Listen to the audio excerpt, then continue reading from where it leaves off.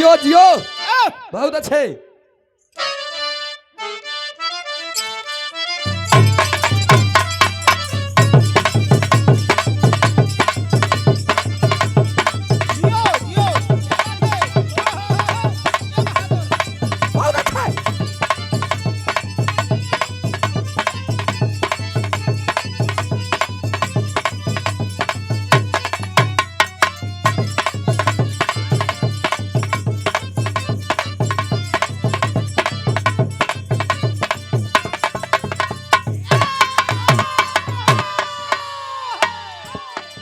Doctor uncle के बड़ा favourite line है।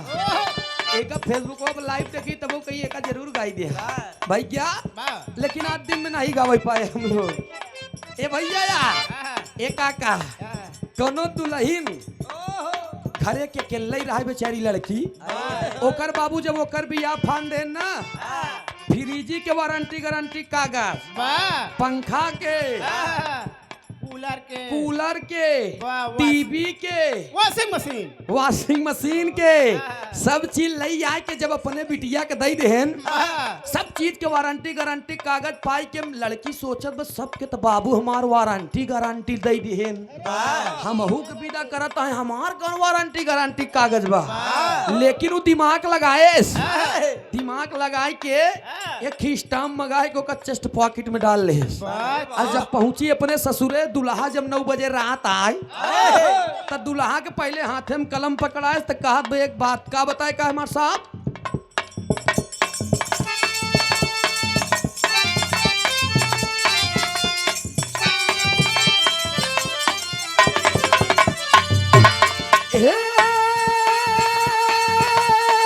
राजा हो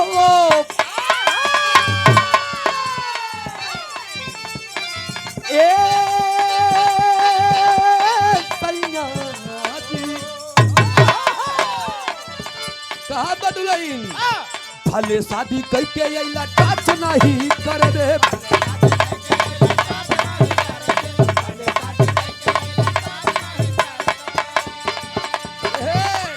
मिली ना जवाब जब लेते हैं नहीं धरे दे,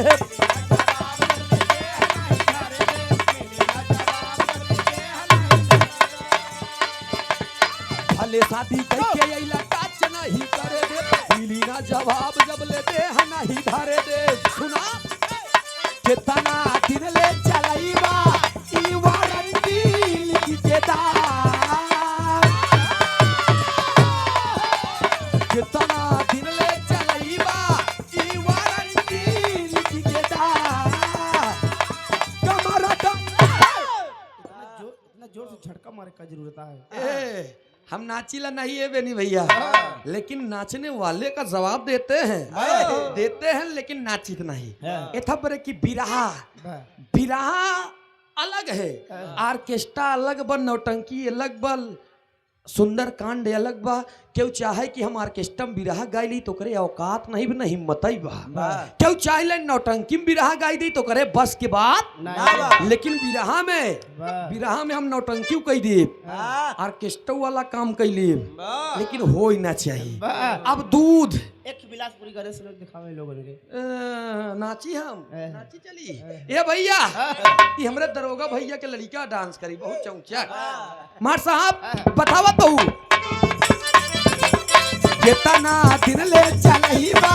ई वारंटी लिखी देता, कितना दिन ले चलाईबा ई वारंटी लिखी देता, हमारा दाई में नहीं करबा ई गारंटी लिखी देता।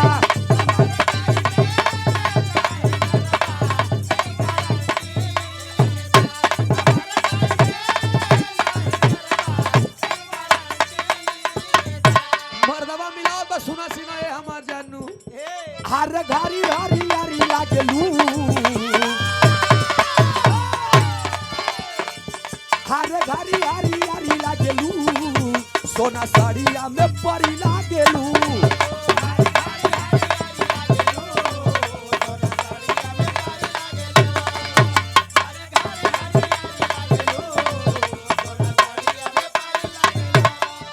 तोरा के सिया के जोड़ा नहीं थे, तोरा कैसे आके जोड़ा नहीं के चले वाली तारा करी ना गेलू खट्टा मीठा रस भारी लागेलू सोना जोड़िया में परी लागेलू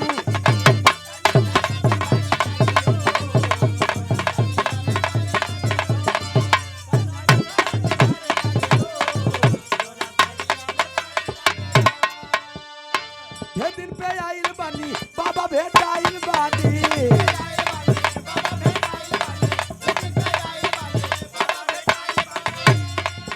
राजकुमार यादव जी खोवा व्यापारी जोगापुर की धरती से 51 रुपया का पुरस्कार खोवा वाले बल्कि ठीक है लेकिन दूधे वाले घाटम चला गए जब से फैट चली गई इनकर दूध और पानी अलग कह दिए भैया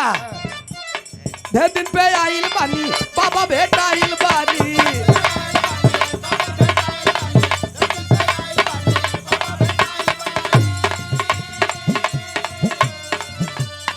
हरी ना दुख परेशानी पतिया चली ना मानी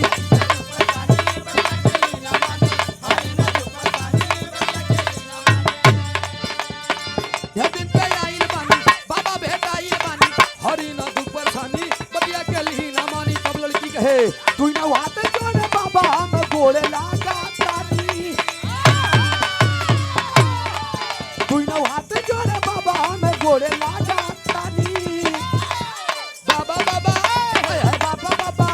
हो बाबा ताई के तू बोले लगबू तब बोला ये चिल्ला इनका बात लगबू बाबा ताई के तू बोले लगबू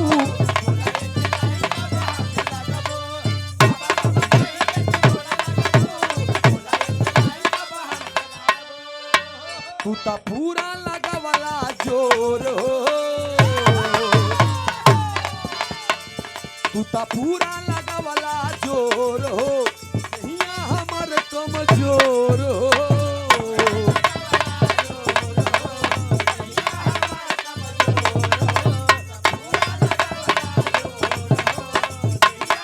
अभी है पूर्वांचली के गावे का तरीका बताई तू तो पूरा लगा वाला जोर हो बस यही आए बेनी भैया लेकिन जाई दे हम एक करवाई ना कर जना कमरिया बैरिंग पे है यूट्यूबर लगाए एक बात जान लिया आज भी शहीद भगत सिंह हम बोली थी तो धारा प्रवाह बोली थी जानता है शहीद भगत सिंह शिक्षा निकेतन मुंशी का पूरा हमरे झूसी में आप जाके देखा कक्षा 5 में जब रहे वार्षिक उत्सव में वो डांस करे ही 10 डांस रखा बाज यही वजह की जौन 10 में 3 दाई की फेल अरे सारे तू ना से कर लिया भैया कहे का तू ता पूरा लगा वाला जोर हो हिया हमर कमजोर हो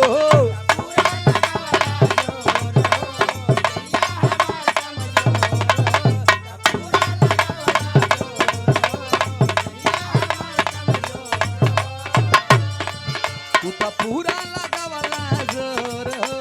हिया हमर कमजोर हो लेकिन तनिको दर्द नहीं गाता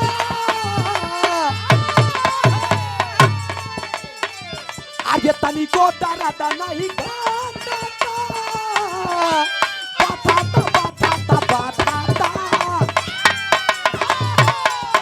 अरे बाता कमरिया राजा बाता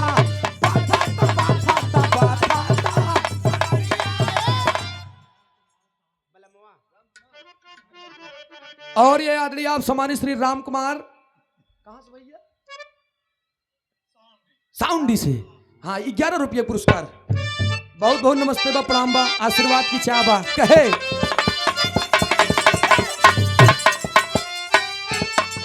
हम बानी साता राबोल मुआ 23 साल के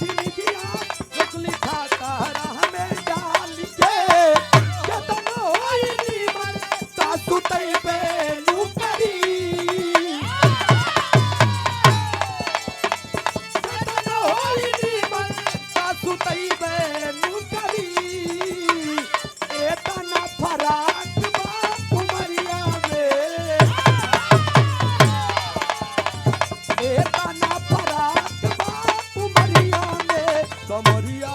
तादु खइबे नुकरी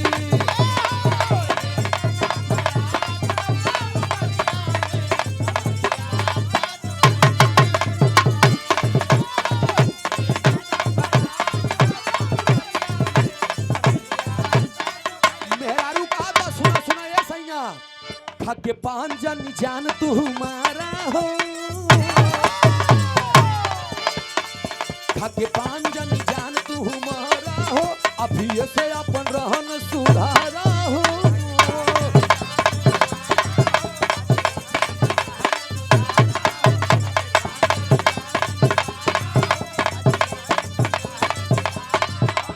शिल्पी राज की ये गीत बड़ी सुपर हिट है और इस गाने पर तमाम मुद्दे आए और उस पर आवाज भी उठाए तमाम लोगों ने, लेकिन आज से 3 साल पहले नेहा सिंह राठौर ने इस गीत को गाया था। खाके पांजन जान तुम्हारा हो अभी से अपन रहन सुधारा हो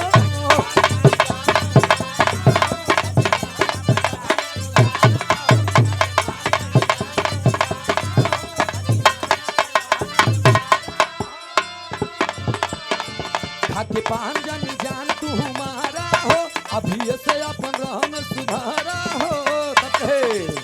आवा नहीं बाटे तोरा लाज राजऊ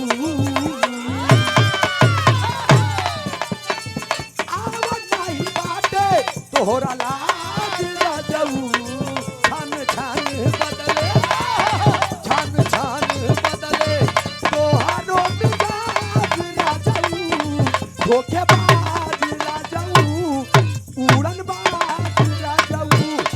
छान छान बदले धोखेबाज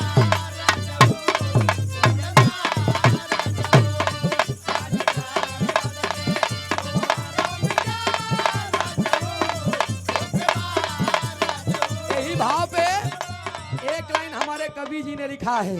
कितना मारी गईले कितना मारी गईले मिलन लास कुंभ में आरदास कुंभ में सत्यानाश कुंभ में कितना मारी गईले मिलन लास कुंभ में